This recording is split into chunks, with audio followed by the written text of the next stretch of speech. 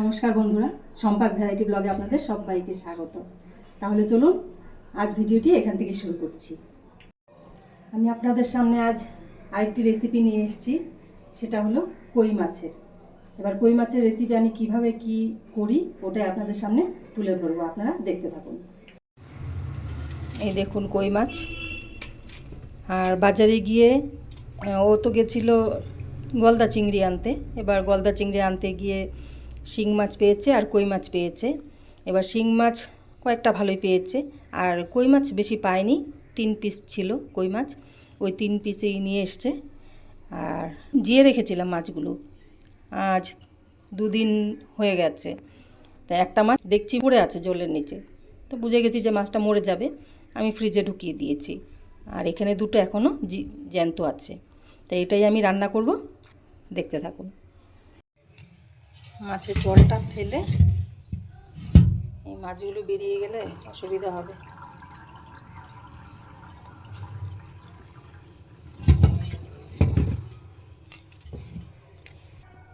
মাছের জলটা ফেলে নিয়েছি, এবার আমি নুন দিয়ে দেবো 1 চামচ, তাহলে মাছটা নিস্তেজ হয়ে যাবে। আর এই জ্যান্ত মাছ কাটা একদম অসম্ভব, আর একবার যদি কাটা ফুটে রাতে যন্ত্রণায় ঘুমোতে পারা যাবে না। মাছটা ঢেকে দিই, মাছে নুন দিয়ে ঢেকে রেখে দিয়েছি, আপনারা দেখলেন। আর ততক্ষণে আমি মশলাটা পেস্ট করে নিই। আর কি কি মশলা নিচ্ছি দেখতে থাকুন।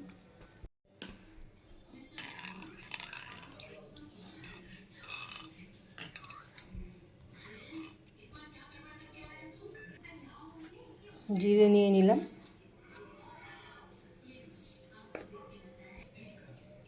আদা দিয়ে দিলাম,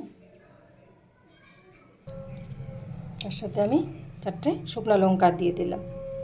এবার একসাথে এগুলো পেস্ট করে নেব। এটাতে বাটছো কেন? মিক্সিতে পেস্ট করলেই বাটতে। এটাতে বাটছি কেন? দেখো, গুঁড়ো মশলা দিয়ে তো রান্না করাই যায়, ঠিক আছে।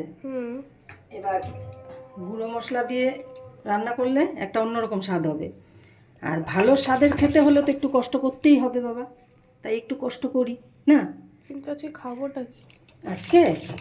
আজকে খাবে কই মাছ। ওই বাবা যে কই মাছটা এনেছিল ওটা রান্না করবে, বুঝেছ।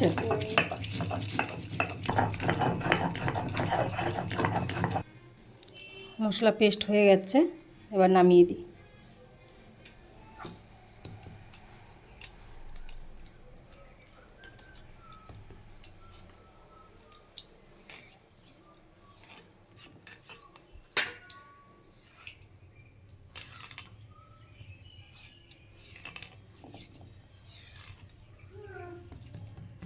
এবার আমি পেঁয়াজ পেস্ট করে নেব।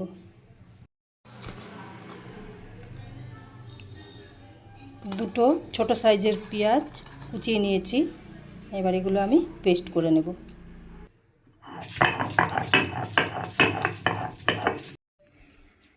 ভালো বন্ধুরা, আমি মশলা সব রেডি করে নিয়েছি।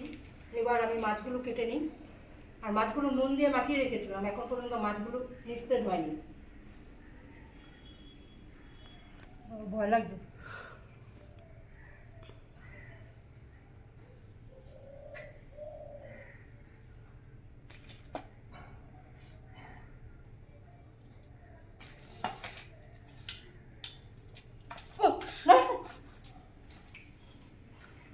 দেখেছিস মাছগুলো এখনো নড়ে যাচ্ছে, দেখ।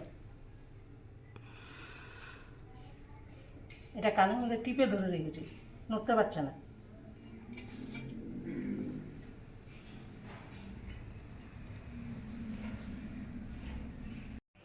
বন্ধুরা, মাছগুলো আমি কেটে নিয়েছি, এবার হলুদ নুন মাখিয়ে নেব।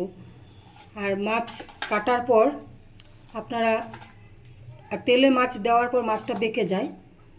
এবার মাছটা বেঁকে যাতে না যায় তার জন্য কি করবেন, মাছটা আঁশ ছাড়ানোর পর এখানে ধরে আর নিচের দিকে ধরে এরকম জোরে টানবেন।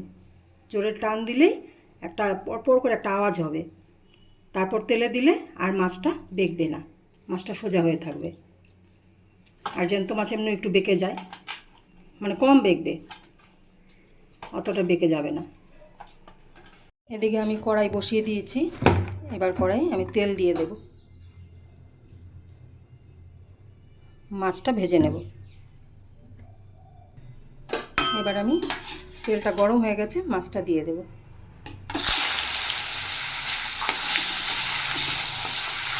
আর মাছটা দিয়ে সাথে সাথে পাল্টে দিলে তাহলে মাছটা আর বেঁকে না। এই দেখুন মাছটা বেঁকে নিই। মাছটা বেশি ভাজবো না, উঠিয়ে ফেলবো এবার।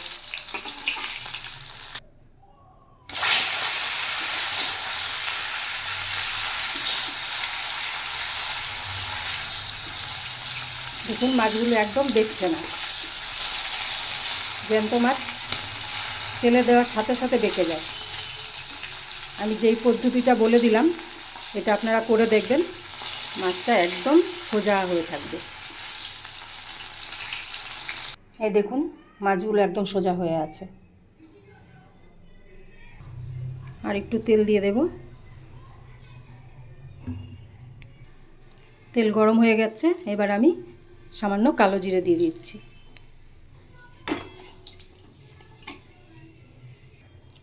এবার আমি দিয়ে দেব জিরে, আদা আর শুকনো লঙ্কা বাটা।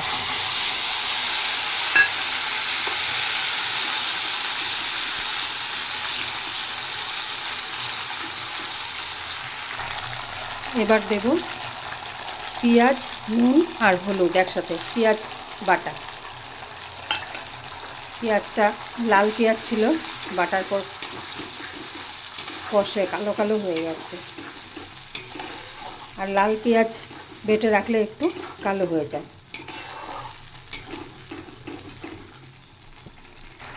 মশলাটা ফ্রাই না হওয়ার আগেই আমি টমেটোটা দিয়ে দেব, কারণ টমেটোর কাঁচা একটা গন্ধ আছে। আর মশলার সাথে একসাথে ভাজলে তাহলে টমেটোর কাঁচা গন্ধটা চলে যাবে।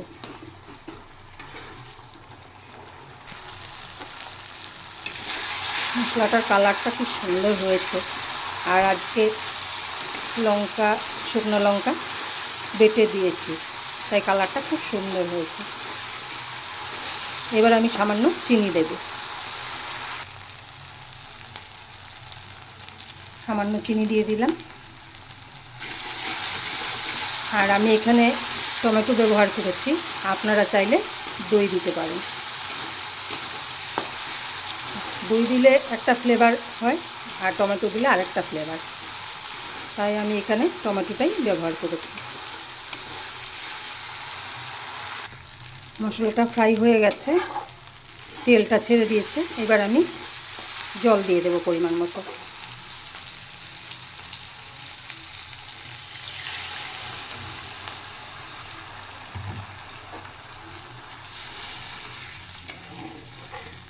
আর আজ আমি ঝোলটা ফোটার জন্য অপেক্ষা করব না, আমি জল দেওয়ার সাথে সাথে মাছটাও দিয়ে দেব।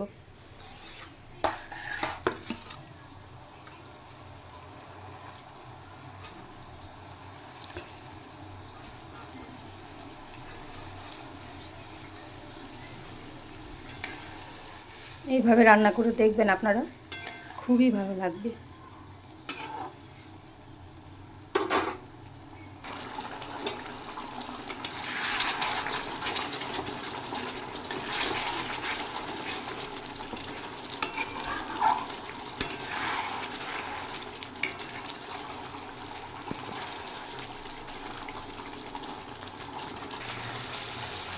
কই মাছ রেডি হয়ে গেছে, এবার আমি নামিয়ে দেব।